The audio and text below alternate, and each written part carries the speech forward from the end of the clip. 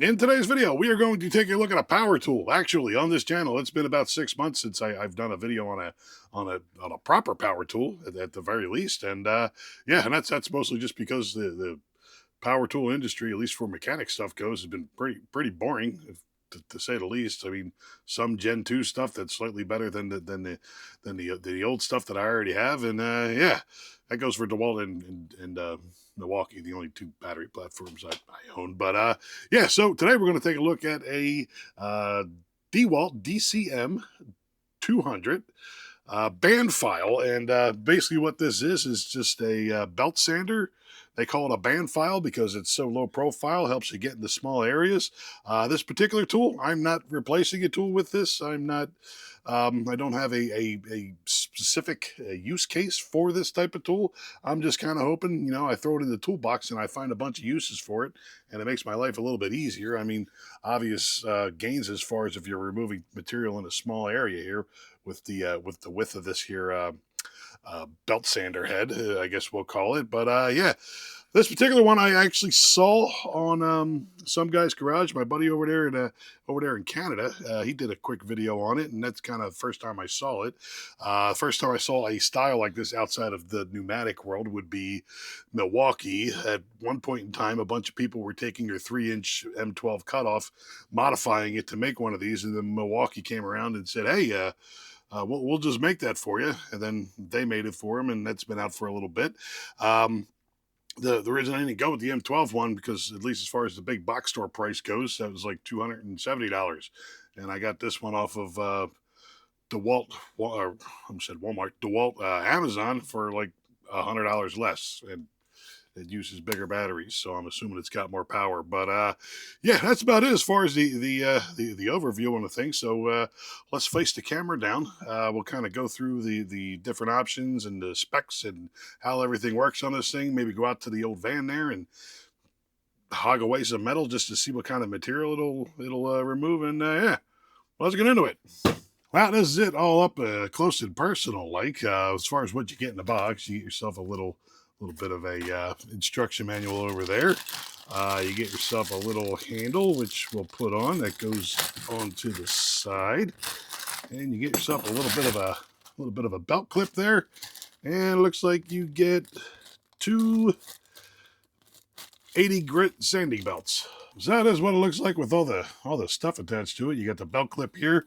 It does have a spot for the belt clip on this side, but I kind of think with all this action going over here, the belt clip's better on this side. I used to never use the belt clips on my tools.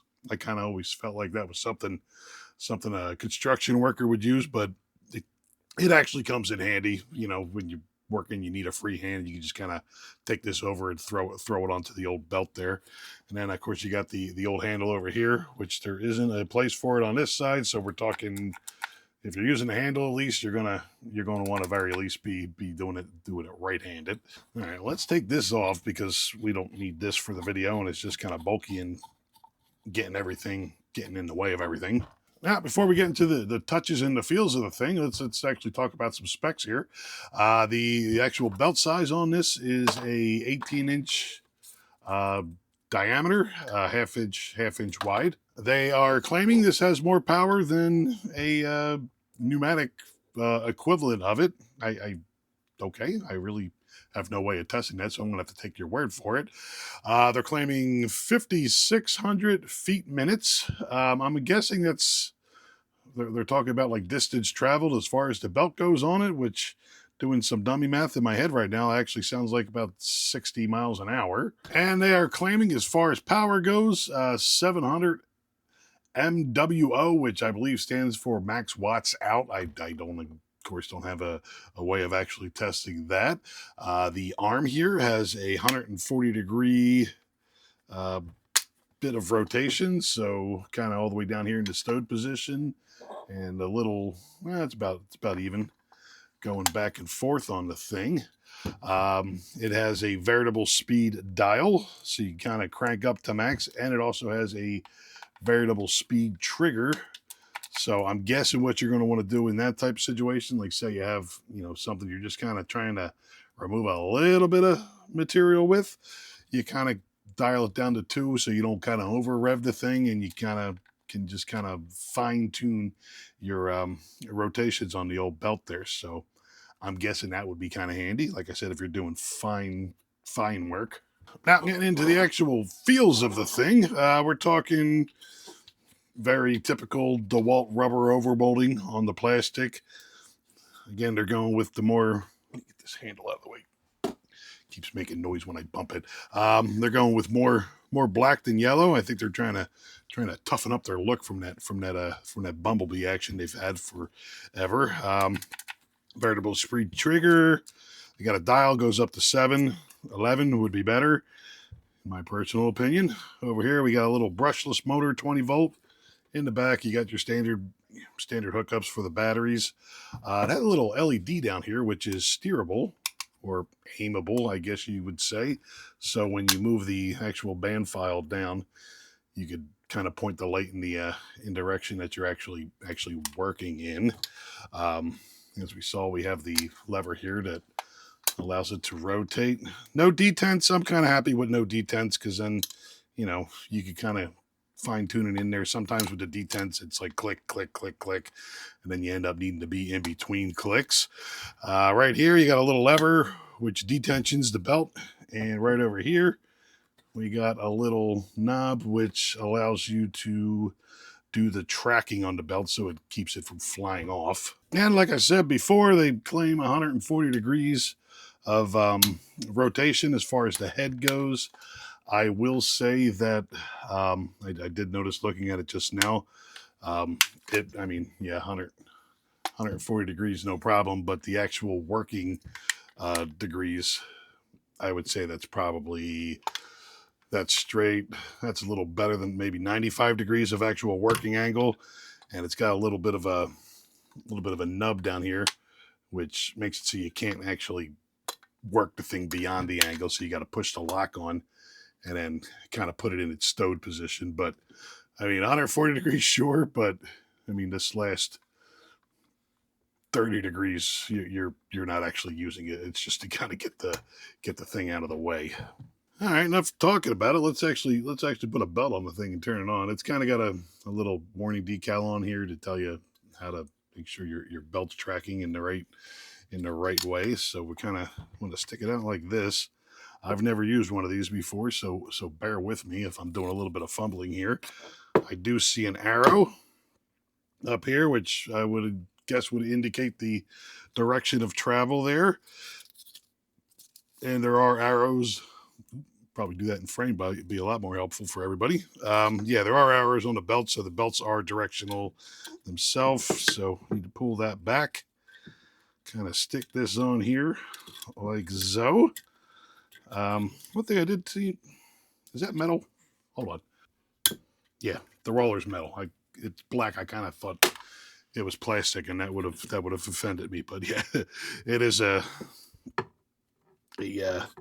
metal roller in the nose there, and like that, kind of like so. And I'm guessing I kind of want to make this look like it's at least parallel to the, parallel to the tool there. Has a lot of bit of adjustment. All right, so let's put a battery on it. I'm going to grab the just a DeWalt small power stack battery. I'm guessing if you're going to be using this thing, you're going to want to, at the very least, use like a 5.0 battery or a 6.0 battery. I mean, any of their grinding tools seem to really chew on the batteries. I could be wrong, but you have a little power stack on the bottom there. I suppose you probably want to do the belt alignment on the lowest speed so it doesn't just go flying off into the atmosphere there. Unlock the trigger, and I'm going to pull the trigger, so I'm not going to talk.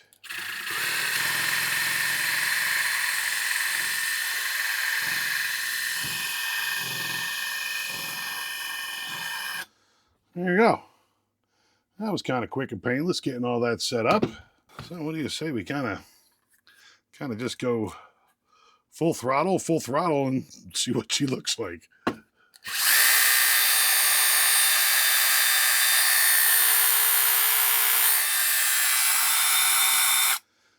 not too bad at all. It actually tracks kind of nice. You kind of see too here. When I was looking at it there, you got these flats here. So if you're trying to actually make something flat, but you kind of go back here and you kind of can always get in there if you're kind of wanting to smooth out a curve on a thing. Then of course you got the nose here for if you got to stick it into something nice and tight and you want to kind of do the thing. I'm kind of digging this thing so far. Well, all right, enough touching and feeling. I got myself a little piece of scrap metal here. Don't laugh. Actually, got a welder. I might do a video on for the channel. It's a little compact wire welder and stick welder. And yeah, I was just kind of dialing it in and putting it on max and seeing how much I could do. And I'm running it off a generator. I kind of wanted to see what the generator could do. And yeah, but yeah, back here on the other side, I kind of tuned it in a little bit. But yeah, I mean, for me as a mechanic, I'm going to be mostly using this to remove metal. So let's see what it'll kind of do with a metal. I mean, 80 is a good mid grade grit as far as that goes. So yeah, I mean, let's take it out to the van. I'm just realizing now I'm not sure how this is going to fit into my vise, but we'll figure that out when we get out there. And yeah, let's see what kind of material we can remove.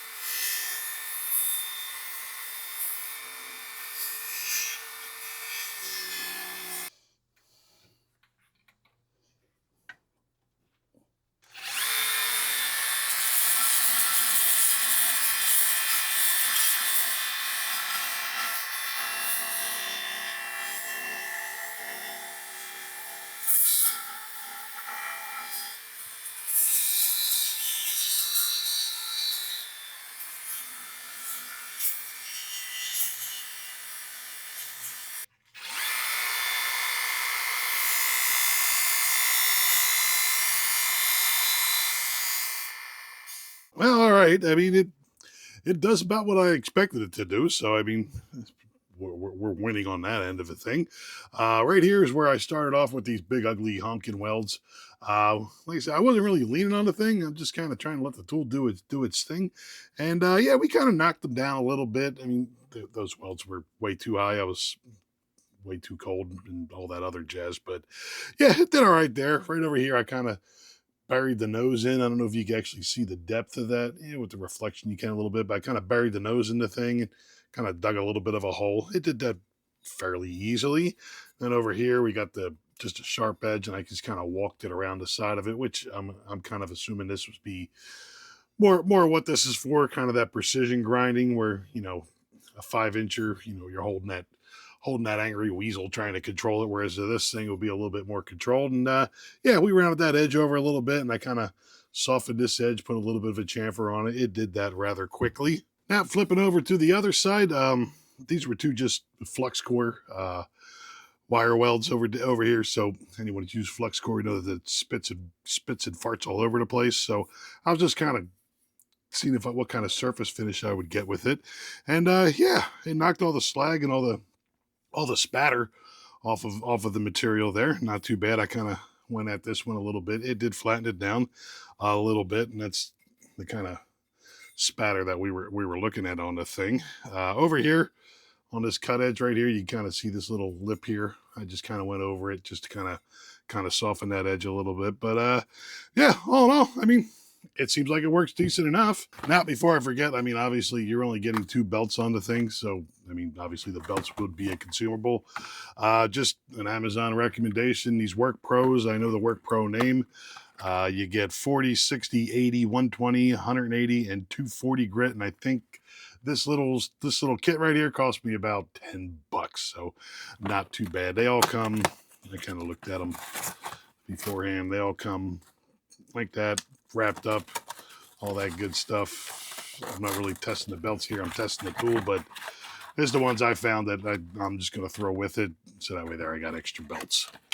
And in case you were curious what kind of wear and tear the belt got, and just that little bit of a use, it still basically feels like it's new. Like I said, these are the DEWALT belts. I don't know if those WORKPRO ones are going to be any better or worse or indifferent, but yeah, I mean it's pretty much the same condition it was when I put it on.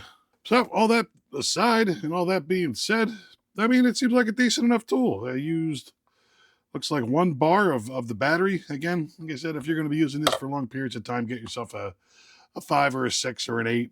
8 would be probably kind of big for this, but you know, a 5 or a 6 would be fine. But yeah, I mean, I like the ergonomics of the thing. Feels nice, well made, no clickies or clackies or shakies or flexies. So yeah, I think DEWALT at the very least, if you can use this thing, it would come in handy. So there we go. That is the DEWALT DCM200 Bandfile. Like I said at the beginning of the video, I don't know if I have that much of a use for this thing. It might just be one of those things that sits in the back of my van, or it might be like that little Nicor blower that I did a video on a while back that I didn't think I had much of a use for, and now I use it every day. I'm constantly pulling that thing off and pulling that thing out and blowing things off with it. So yeah, we'll see. Like I said, it does what it's advertised to do, which is a precision material remover with low profile, so easy access to most things. So I mean, at the very least, it seems like it does what it's advertised to do. So we'll see how it works in my world. As far as people who actually use this, I know bodywork guys who work on bodywork for cars and things like that, they seem to like this thing a lot. One, the precision removing of material. If you're a bodywork guy, if you remove it, you got to put it back at some point in time. So remove as little as possible. And I see a lot of guys using these things for spot welds. Removing spot welds so you can pull panels off. And I'm willing to bet if you're a woodworking type, you probably got a pretty good use for this, I would think, especially if you're doing any type of precision work. So yeah, we'll see how it works in the back of my van as far as use case scenarios go. So that's about it for this. Any questions, comments, concerns, leave them down in the old comments section. I'll do my best to get back to you. I'll provide links for everything we showed here today in the old description if you choose to buy it there. I'll do a well, this one was 170 off of Amazon, and as far as I can see, they're 200 from the box stores. So, but I'll put a link down there for anyone who's offended by Amazon, or you know, maybe you just would rather get it from the box store. I don't know. It makes you too happy if I use their links, so I try to use them when I can. But yeah, whatever's cheapest and more convenient for you, that's what you should do. So, all that being said, I'd like to thank you for watching. There you go.